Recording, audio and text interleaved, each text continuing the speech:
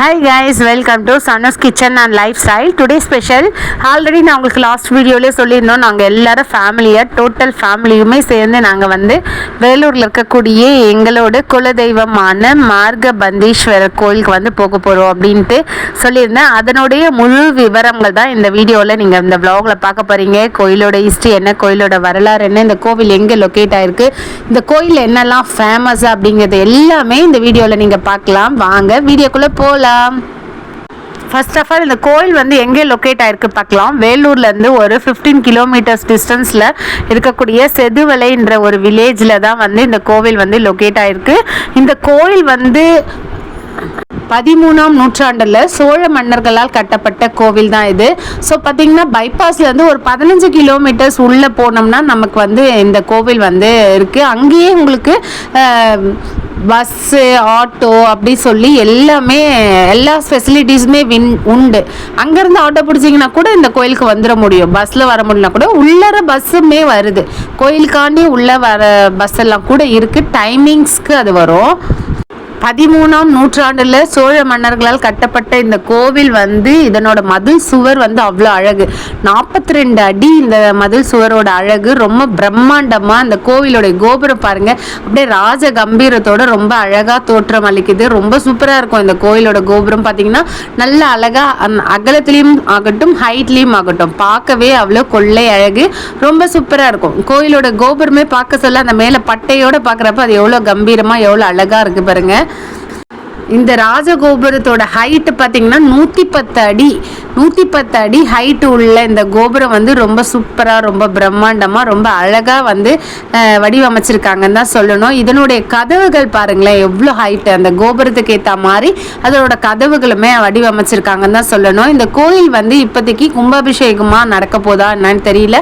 So பார்த்திங்கன்னா கோயில் உள்ளர வந்து மெயின்டெனன்ஸ் பண்ணிகிட்டு இருக்காங்க. கன்ஸ்ட்ரக்ஷன் ஒர்க்லாம் போயிட்டுருக்கு. ஸோ கொஞ்சம் கோயிலெல்லாம் வந்து கொஞ்சம் கிளீனிங் ஒர்க்லாம் பண்ணிட்டு இருக்காங்க. பல அதிசயங்கள் இருக்கக்கூடிய இந்த மார்கபந்தீஸ்வரர் கோவிலில் ரொம்ப ஃபேமஸ், ரொம்ப அதிசயமான ஒரு விஷயம் என்னன்னு கேட்டிங்கன்னா இந்த சிம்மக்குளம் தான். இந்த குளத்தில் வந்து குளிச்சுட்டு நம்ம கேட்கக்கூடிய வரங்களை அள்ளித்தரும் சிவபெருமான் அப்படி சொல்லுவாங்க. கார்த்திகை மாதம் 4வது வாரம் வரக்கூடிய கடை ஞாயிறு அன்று நைட்டு வந்து இந்த குளத்தில் குளிச்சுட்டு இந்த குளத்தில் குளிக்கிறதுக்கு 2000 பேருக்கு வந்து அலோவ் பண்ணுவாங்க. ஸோ 2000 பேர் தான் அலௌடு. ஸோ இந்த கோயில் வந்து தண்ணி வந்து தலை மேலே கொட்டி குளிச்சுட்டு நம்ம வந்து குழந்தை இல்லாட்டாலோ மற்ற மேரேஜ் தள்ளி போகிறது மற்ற ஆக்டிவிட்டீஸ் எதுவாக இருந்தாலுமே இந்த கோயிலில் போயிட்டு குளிச்சுட்டு நம்ம நைட்டு போயிட்டு குப்புற படுத்துடணும் கோயில் உள்ளர. ஸோ படுத்துட்டப்ப கனவுல வந்து சிவபெருமான் வந்து ஒரு பூ தர மாதிரி, ஒரு தேங்காய் பழம் தர மாதிரி, அந்த மாதிரி சுப காரியத்துகளுக்கு உதவக்கூடிய திங்ஸ் வந்து கனவுல வந்தாலுமே நம்ம நினைக்கக்கூடிய காரியங்கள் வந்து நிறைவேறும்ன்றது. ஸ்பெசிஃபிக்கலாக வந்து குழந்தை வரம் இல்லாதவங்க கண்டிப்பாக இந்த கோயிலுக்கு வந்து போவாங்க. ஸோ எத்தனையோ பேர் எனக்கு தெரிஞ்சு நான் சொல்லி நிறைய பேருக்கு வந்து இந்த விஷயம் நடந்திருக்கு. ஸோ பார்த்தீங்கன்னா ரொம்ப ரொம்ப சூப்பரான ஒரு கோவில் தான் சொல்லணும் எங்கள் குலதெய்வத்தை. இந்த கோவில் விரிஞ்சபுரத்தில் இருக்கக்கூடிய கோவில். இந்த கோவிலுக்குன்னு ஸ்பெஷாலிட்டி என்னன்னா சிம்ம தீர்த்தம்னாலே அவ்வளோ ஸ்பெஷலாக இருக்கும். ஸோ அன்னைக்கு ஒரு நாள் தான் அந்த சிம்ம தீர்த்த குளம் வந்து திறப்பாங்க அப்படி சொல்கிறாங்க. நடுவுலையுமே ஒரு சில டைமில் திறக்கிறாங்கன்னு சொல்கிறாங்க. நடுவில் நாங்கள் ஒன்ஸ் எங்கள் வெட்டிங் ஆனிவர்சரி அப்போ போனப்போ கூட அந்த கோவிலோடைய கோபுரம் வந்து திறந்துருந்தாங்க. ரொம்ப சூப்பராக இருந்துச்சு. இங்கே தண்ணியெல்லாம் தெளிச்சுட்டு நாங்கள் ரொம்ப ஹாப்பியாக அபிஷேகம்லாம் பண்ணிட்டு போனோம். ஸோ அதோட பார்த்தீங்கன்னா நான் இப்போ தான் இந்த கோவிலுக்கு வரேன். பார்த்தீங்கன்னா எல்லாருமே பொங்கல் வைக்கலாம் அப்படின்னு சொல்லி பிளான் பண்ணியிருந்தோம். ஸோ எல்லாரும் அவங்கவுங்க தனியாக வருஷத்துக்கு ஒரு வாட்டி அப்படி போயிட்டு நாங்கள் எங்கள் ஃபேமிலி, அதாவது அவங்கவுங்க தனி ஃபேமிலியாக போயிட்டு கோயிலுக்கு போயிட்டு வர்றது வழக்கம். பட் ஆனால் நாங்கள் ஃபேமிலியோட எல்லா ஓரவத்திங்களும் சேர்ந்து ஒன்றா பொங்கல் வைக்கணும் அப்படி சொல்லி பிளான் பண்ணி போனது தான். இது வந்து நம்ம எல்லாரும் ஒட்டுக்கா பண்ணுறப்ப அது வந்து ரொம்ப சூப்பராக இருக்கும், ரொம்ப அழகாகவும் இருக்கும் பார்க்கறதுக்கு. ஸோ அந்த மாதிரி எல்லாரும் ரொம்ப ஜாலியாக பேசிக்கிட்டு ரொம்ப அமுக்கலை பண்ணிட்டு பொங்கல் எல்லாம் வச்சு முடிச்சாச்சுங்க ஃபைனலாக.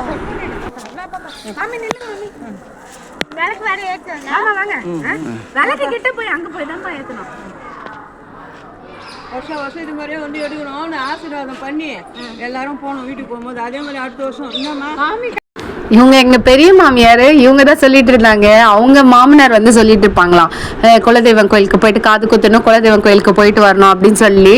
அப்புறம் பார்த்தீங்கன்னா இப்போ சொன்னாங்க நெக்ஸ்ட் இயரும் இதே மாதிரி வருஷம் இதே மாதிரி ஃபாலோ பண்ணுங்க, வருஷத்துல ஒரு வாட்டி எல்லாரும் கும்பலா போயிட்டு இந்த மாதிரி குலதெய்வத்திட்ட ஆசீர்வாதம் வாங்கிட்டு வர்றது ரொம்ப நல்லது, இதை ஃபாலோ பண்ணுங்க அப்படி சொல்லிட்டு இருந்தாங்க. நான் அதுதான் சொன்னேன், உங்க பிள்ளைங்க கையில சொல்லுங்க, நாங்க கூப்பிட்டா வரப்போறோம், எல்லாரும் ஜாலியா போயிட்டு வர்றது எல்லாருக்கும் என்ன ஜாலியா தான் இருக்கும், அது ஒன்றும் ப்ராப்ளம் இல்லை, போயிட்டு வரலாம் மாமின்னு சொல்லிட்டேன்.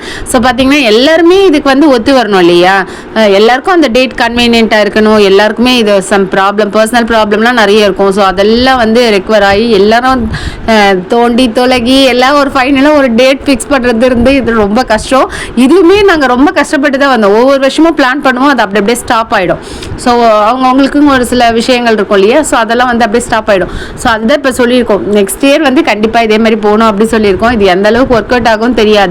பட் மாவிளக்கு எங்கள் சாமிக்கு வந்து மாவிளக்கு போடுறது பழக்கம் உண்டு. பொங்கல் வச்சு நாங்கள் வந்து மாவிளக்கு போடுவோம். ஸோ மாவிளக்கு போட்டு காவியா குட்டி தான் வந்து நான் நினச்சிட்டே இருந்தேன், காவியா வந்து 10th போகிறதுக்கு முன்னாடியே வந்து கோயிலுக்கு கூப்பிட்டு போகணும் அப்படின்னு. ஆல்ரெடி அவளுக்கு வந்து 2 எக்ஸாம் முடிஞ்சிருச்சு, மிட்டம் எக்ஸாமே முடிஞ்சிருச்சு. ஸோ பார்த்தீங்கன்னா கூப்பிட்டு வந்தாச்சு. ரொம்ப ஹாப்பியாக நாங்கள் சாமி தர்ஷன் பண்ணலான்னு உள்ளே போகிறப்ப பார்த்தீங்கன்னா அங்கே கோயில் குருக்கள் வந்து உட்காருங்க, வாங்க வாங்க உட்காருங்க, அபிஷேகம் ஆக போகுது அப்படி சொன்னாங்க. எங்களுக்கு ரொம்ப ஹாப்பியாக போச்சு. நான் ஆல்ரெடி முன்னாடி பேசுகிறப்ப சொல்லிகிட்டே இருந்தேன், ஒரு அபிஷேகம் பண்ணிட்டு இருக்கலாம் எல்லாரும் சேர்ந்து அப்படின்னு சொல்லிட்டு. ஸோ நெக்ஸ்ட் இயர் பார்த்துக்கலாம் அப்படிங்கிற மாதிரி பேசினாங்க. ஸோ இந்த வருஷம் வந்து நான் எங்கள் எல்லாரையும் அந்த ஈஸ்வரர் வந்து உட்கார வச்சு என்னோட அபிஷேகத்தை பாருங்க அப்படின்னு சொல்லி உட்கார வச்ச மாதிரி இருந்துச்சு. ஸோ பொங்கல் முடிச்சுட்டு வர்றதுக்கும் பொங்கல் வச்சு முடிச்சுட்டு வர்றதுக்கும் அந்த அபிஷேகம் ஸ்டார்ட் பண்ணுறதுக்கும் ரொம்ப மன நிறைவாக, ரொம்ப மனசு திருப்தியாக, ரொம்ப ஆத்ம திருப்தியாக இருந்துச்சு. நம்ம பொங்கல் இட்டு எடுத்து வந்து வச்சு அந்த கோயிலுக்கு அபிஷேகத்தை பார்க்குறப்ப அது கண்ணில் இருந்து தண்ணியே கொட்ட ஆரம்பிச்சிச்சு. அவ்வளோ திருப்திகரமாக இருந்தது. சாமியெல்லாம் பார்த்துட்டு அதுக்கப்புறம் வந்து ஃபோட்டோஸ் வீடியோஸு ஆஸ் யூஷுவல் எப்பயுமே எல்லாம் எடுக்கிற மாதிரி எடுத்துகிட்டு இருந்தோம். அங்கே பார்த்தீங்கன்னா ஒரு சூப்பரான ஒரு விஷயம் பார்த்தோம். என்னன்னு கேட்டிங்கன்னா, இந்த கோயிலில் பார்த்தீங்கன்னா எல்லா குழந்தை வரம் இல்லைன்னா வந்து அந்த தொட்டில் கட்டுவாங்க. ஸோ அங்கே பார்த்தீங்கன்னா பலாப்பழமாக தொங்கிட்டு இருந்துச்சு. பார்க்குறதுக்கே ரொம்ப சூப்பராக இருந்துச்சு. நான் வந்து பலாமரம் பார்த்துருக்கேன், இவ்வளோ கிட்டக்க பார்த்தது கிடையாது. இப்போல்லாம் ரேர் தானே. பார்த்தீங்கன்னா இந்த பலாமரத்தில் பாருங்கள், ஒரே இடத்துல 5 பலாப்பழம் 6 பலாப்பழம்லாம் இருக்குது. ஸோ ரொம்ப ஹாப்பியாக இருந்தது. அதெல்லாம் வந்து தொட்டு பார்க்கணும்னு சொல்லிச்சு புசுமா. அதெல்லாம் தொட்டு எல்லாம் பார்த்துட்டு நாங்கள் வந்து உள்ளர வந்து உட்காந்தாச்சு. இப்போ சாமிக்கு வந்து ட்ரெஸ்ஸிங், அதாவது என்ன பண்ணுவாங்க, அபிஷேகம் முடிஞ்சிட்டு ட்ரெஸ் பண்ணுவாங்க இல்லையா, ட்ரெஸ்லாம் போட்டு அதெல்லாம் ரெடி பண்ணுவாங்க. ஸோ அது போயிட்டுருக்கு. அது முடிஞ்ச உடனே பொங்கல் எல்லாம் எடுத்து போய் வச்சு அர்ச்சனை எல்லாம் பண்ணி சாமி எல்லாம் கும்பிட்டுட்டு நம்மளுக்கு வேண்டுதெல்லாம் இருக்கும் இல்லையா, அதெல்லாம் சாமி காதில் போட்டுட்டு நம்ம மனசு ஃபுல்லாக பாரமாக இருக்கிறத எல்லாத்தையும் அப்படியே அங்கே இறக்கி கீழே வச்சுட்டு வந்த மாதிரி இருந்துச்சுங்க. அதுக்கு தான் பேரோ என்னவோ தெரியல, குலதெய்வம்னு. அங்கே போனாலே ஒரு ரிலாக்ஸேஷன் இருக்கும், ஒரு மைண்டு திருப்தியாக இருக்கும். நிறைய ஸ்ட்ரெஸ் இருக்கும், நிறைய டென்ஷன் இருக்கும். ஆனால் எல்லாம் ரெக்கவர் ஆகிட்டு நம்ம செஞ்ச சக்கரை பொங்கலை பசங்களுக்கு கொஞ்சம் கொடுத்துட்டு அங்கே இருக்கிறாங்க இல்லையா, இல்லாதவங்க எல்லாம் இருப்பாங்க, அவங்கெல்லாம் வந்து சக்கரை பொங்கல் வாங்கிட்டாங்க. அதுக்கப்புறம் அங்கேயே அன்னதானம் சாப்பிட்டுட்டு நாங்கள் வந்து கோயிலேருந்து கிளம்பியாச்சு. அதுக்கப்புறம் பஸ்ஸில் ஏறி உக்காந்தா ஒரே பாட்டு, ஒரே அமுக்குலங்க. காலையில் வந்து எங்கள் டேன் முடிஞ்சிடுச்சு, உங்கள் டேன் முடிஞ்சிருச்சு, இதுக்கு ஆஃப்டர்நூனுக்கு மேலே எங்கள் டேன் அப்படி சொல்லிடுச்சு புசுமா. பார்த்தீங்கன்னா ரொம்ப ஜாலியாக எல்லாம் கொஞ்சம் வெயிலுக்கு டயர்ட் ஆகிட்டாங்க இல்லையா. இப்போ என்ன பண்ணிட்டாங்க, சாங்ஸ் போட்டுட்டு கூடவே அதை பாருங்க, எங்கள் வீட்டுக்கார பாருங்க ஃபோனில் லிரிக்ஸ் பார்த்து படிச்சுட்டு வராங்க.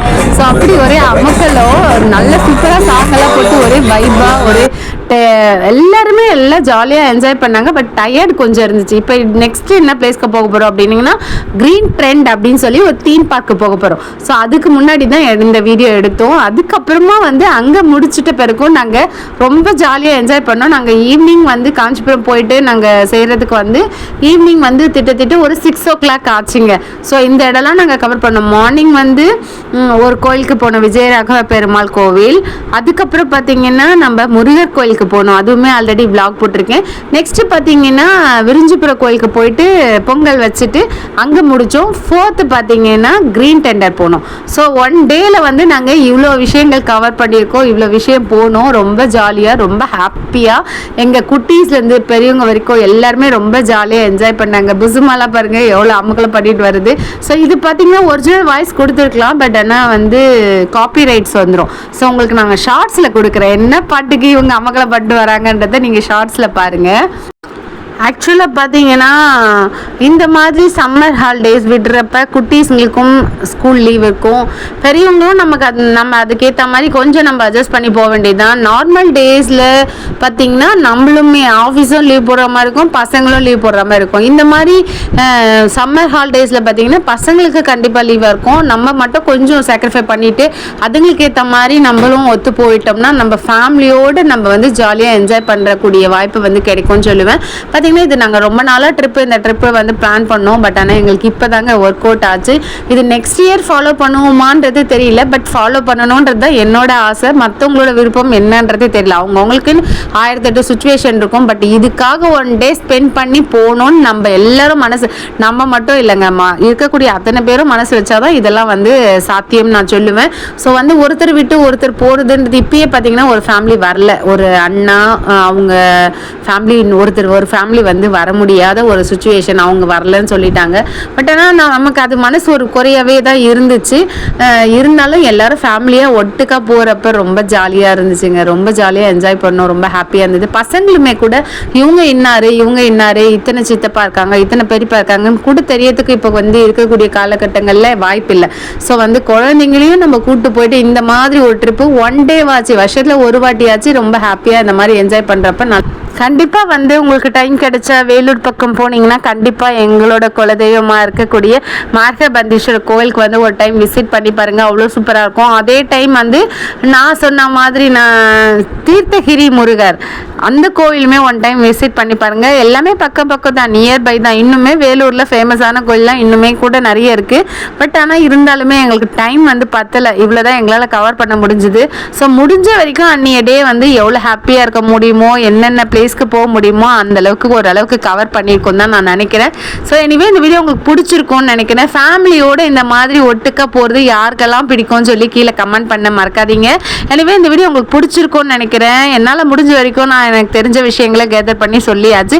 இந்த வீடியோ உங்களுக்கு பிடிச்சிருந்தா லைக் பண்ணுங்கள், ஷேர் பண்ணுங்கள், கமெண்ட் பண்ணுங்கள், சப்ஸ்கிரைப் பண்ணுங்கள். இது வரைக்கும் எங்களோட வீடியோவை இவ்வளவு பொறுமையாக பார்த்ததுக்கு ரொம்பவே தேங்க்ஸ். தேங்க்யூ ஃபார் வாட்சிங். Bye bye.